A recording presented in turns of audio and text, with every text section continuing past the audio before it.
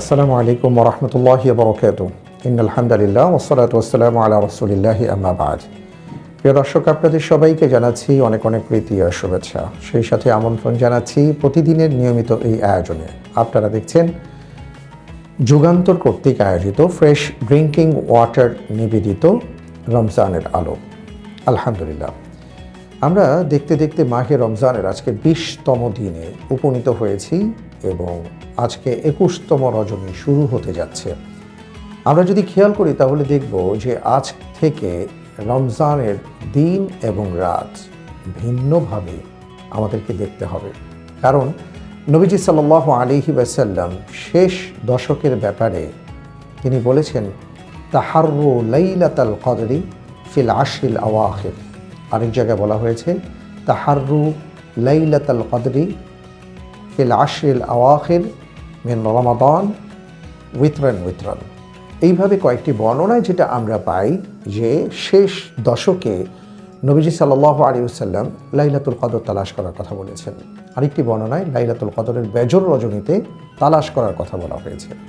শুধু তাই নয়, নবীজি সাল্লাল্লাহু আলাইহি ওয়াসাল্লাম রমজানের শুরুতে, অর্থাৎ যখন রমজানের রোজা ফরজ হয় দ্বিতীয় হিজরিতে, তিনি সেই বছর প্রথমে 10 দিন, তারপরে আবার 10 দিন, তারপরে আবার 10 দিন ইতিকাফ করেছিলেন। এবং এই প্রশ্নের উত্তর কেন তিনি ইতিকাফ করেছেন নিজেই দিয়েছেন। তিনি বলেছেন যে আমি প্রথম দশক তালাশ করছিলাম যে এই দশকে লাইলাতুল কদর আছে কিনা, আমি পাইনি। দ্বিতীয় দশক আবার তালাশ করেছি, দ্বিতীয় দশকেও পাইনি। তৃতীয় দশকে আমি লাইলাতুল কদর পেয়েছি। অর্থাৎ শেষ দশকে লাইলাতুল কদর আছে, সেটা জোর রাত বেজোর রাত, এটা নিয়ে দুটো বর্ণনা আছে। আমরা চেষ্টা করব প্রত্যেকটা রাতকে কাজে লাগাবার জন্য। আল্লাহ তাআলা আমাদেরকে সেই তৌফিক দান করুন, আমিন। তো লাইলাতুল কদরের পাশাপাশি আরেকটা ব্যাপার বলবো, সেটা হলো এতেকাফের ব্যাপার। পবিত্র কোরআনুল কারীমে এতেকাফকারীদের ব্যাপারে আল্লাহ তাআলা উল্লেখ করেছেন, ওয়া আনতুম আকিফুনা ফিল মাসাজিদ, যে তোমরা মসজিদে এতেকাফ করো। আরেকটি আয়াতের মধ্যে এসছে যে পবিত্র কাবার নির্মাণের পরে হযরত ইব্রাহিম এবং হযরত ইসমাইল আলাইহিমুসসালাতু ওয়াসসালামকে বলা হয়েছিল, আনতাহিরা বাইতি লিত তাইফিন ওয়াল আকিফিন ওয়ার রুকাইস সুজুদ, যে এই ঘরকে পুত পবিত্র রাখেন কাদের জন্য? যারা এতেকাফ করবে, যারা তাওয়াফ করবে, যারা রুকু করবে, যারা সিজদা করবে, তাদের জন্য। তার মানে কোরআনুল কারীমে এতেকাফের যে বিধান আমরা পাই সেটা অনেক আগ থেকেই ছিল। এতেকাফ কবে থেকে করতে হয় এবং এর সুন্নাহ পদ্ধতি কি, সেটা নিয়ে আজকে কয়েকটা কথা বলি। আজ 20শে রমজান শেষ, 21তম রজনী যেহেতু শুরু হচ্ছে, কেউ যদি এতেকাফের নিয়ত করে থাকেন তাহলে আজকেই তাকে মাগরিবের আগে মসজিদে উপস্থিত হতে হবে। এতেকাফ এটা হলো সুন্নতে মুআক্কাদা কিফায়া। নবীজি সাল্লাল্লাহু আলাইহি ওয়াসাল্লাম সারা জীবন এতেকাফ করেছেন, অর্থাৎ নবুয়ত প্রাপ্তির পরে যখন এতেকাফের বিধান সম্পর্কে উনি জানেন এবং কদর সম্পর্কে জানেন, তখন থেকে উনি নিয়মিত এতেকাফ করেছেন। 1 বছর মাঝখানে এতেকাফ করেননি, সেটা আবার কাজা হিসাবে আদায় করেছিলেন ওনার ইন্তেকালের বছর, এবং সেই বছর তিনি 20 দিন এতেকাফে বসেছিলেন। এলাকার সবাইকে এতেকাফে বসতে হবে ব্যাপারটা এমন নয়। কিছু মানুষ যদি এতেকাফে বসেন তাহলে সবার পক্ষ থেকে এতেকাফের যে কাফারা বা কাজা এটা আদায় হয়ে যাবে। এই জন্য এটাকে এতেকাফকে বলা হয়েছে সুন্নতে মুআক্কাদা কিফায়া, কিছু মানুষ যেন এতেকাফ করেন। তো আমরা আমাদের চেষ্টা করা উচিত যে এতেকাফটা করা। কেন এতেকাফ মানে কি? এতেকাফ মানে হলো আবদ্ধ রাখা। নবীজি সাল্লাল্লাহু আলাইহি ওয়াসাল্লামের শেষ দশকের আমলটা এরকম ছিল যে তিনি মসজিদে নববীতে এতেকাফরত অবস্থায় তিনি কারোর সাথে কেমন কোনো কথা বলতেন না। আল্লাহ রাব্বুল আলামিনের কোরআনের তিলাওয়াত, দান, সাদাকা, ভালো কাজ এটা নিয়েই পড়ে থাকতেন, এটা নিয়েই থাকতেন, সময় অতিবাহিত করতেন। এবং জিবরাইল আলাইহিসসালাতু ওয়াসসালাম যখন আসতেন খুব বেশি তিনি দান সাদাকা করতেন, এবং জিবরাইল আলাইহিসসালাতু ওয়াসসালামকে তিনি পবিত্র কোরআনে কারীম তিলাওয়াত করে শোনাতেন। এবং জিবরাইল আলাইহিসসালাতু ওয়াসসালাম ইন্তেকালের বছর নবীজি সাল্লাল্লাহু আলাইহি ওয়াসাল্লামের যে ওই বছর জিবরাইল আলাইহিসসালাতু ওয়াসসালাম নবীজি সাল্লাল্লাহু আলাইহি ওয়াসাল্লামকে তিলাওয়াত করে শুনিয়েছেন। এতেকাফের মধ্যে আমরা কি করব? এতেকাফের মধ্যে আমাদের করণীয় হলো যে আমরা সারাদিন তো রোজা রাখবো, মসজিদে থাকবো, অনর্থ কোনো কাজ, অনর্থ কোনো কথা বলবো না। আপনার হাতে মোবাইল আছে, আপনি মোবাইল থেকেও রোজা রাখার চেষ্টা করেন, এতেকাফ করার চেষ্টা করেন। অর্থাৎ মোবাইলটাকে নিয়ে ধরে বারবার দেখলাম যে কি আছে না আছে, একা একা আছি, সময় কাটে না, এটা যেন না হয়।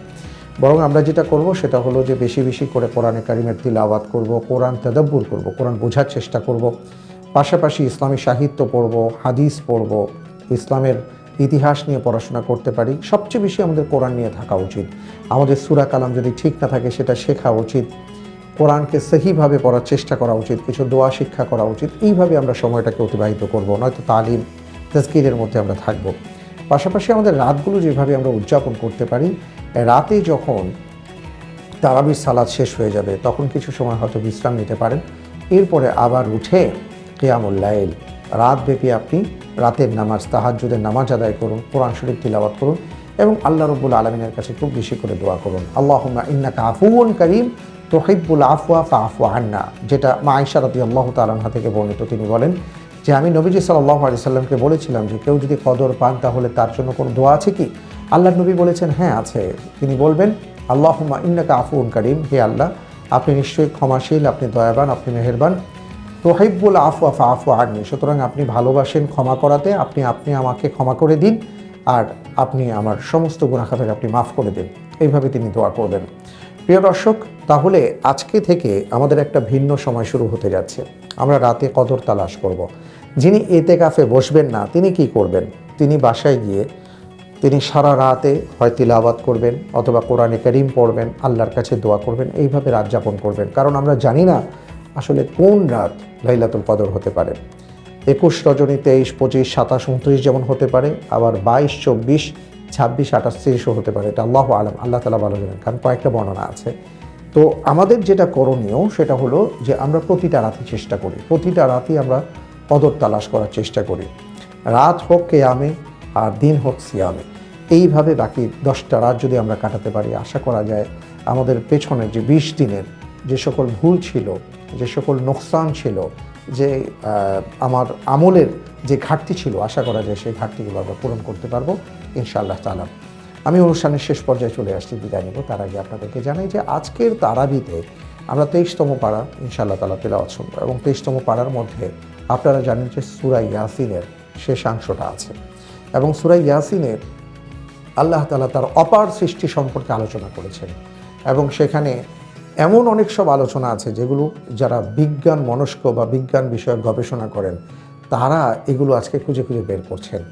সবশেষে রব্বুল আলামিন একটি কথা বলেছেন, সূরা ইয়াসিনের শেষাংশে আল্লাহ তাআলা একটি কথা বলেছেন, সেটা 82 এবং 83 নম্বর আয়াতে, ইন্নামা আমরুহু ইযা আরাদা শাইআন আন ইয়াকুলা লাহু কুন ফায়াকুন ফাসুবহানাল্লাযী বিয়াদিহি মালাকুতু কুল্লি শাইইন ওয়া ইলাইহি তুরজাউন।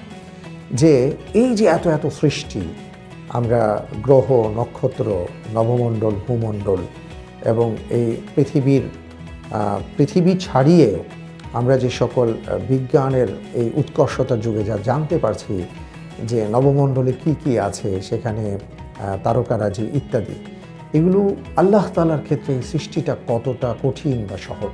রব্বুল আলামিন বলেছেন যে এটা আমার জন্য কেবল একটা কাজ। যখন আমি বলেছি ইদা আরাদা শাইআন আন ইয়াকুলা লাহু কুন হও ফায়াকুন, ওটার সাথে সাথে হয়ে যায়। অর্থাৎ মহান রব এতটা ক্ষমতাশীল, অসীম তার ক্ষমতা, যে তিনি যখনই কোনো বিষয় কেবল কুন বলেন সেটা হয়ে যায়। তাহলে সেই রবের কাছেই তো আমাদের আসতে হবে। তাই আল্লাহ সুবহানাহু ওয়া তাআলার কাছে আমরা দোয়া করব, আল্লাহ তাআলা যেন আমাদেরকে ক্ষমা করে দেন। সেই অসীম ক্ষমতার অধিকারে মহান রব্বুল আলামিন সম্পর্কে আমাদের আরও বেশি জ্ঞান অর্জন করতে হবে, তাওহীদের জ্ঞান অর্জন করতে হবে। তাহলে আমরা বেশি করে আরও ইবাদতে মনোনিবেশ করতে পারবো ইনশাআল্লাহ তাআলা।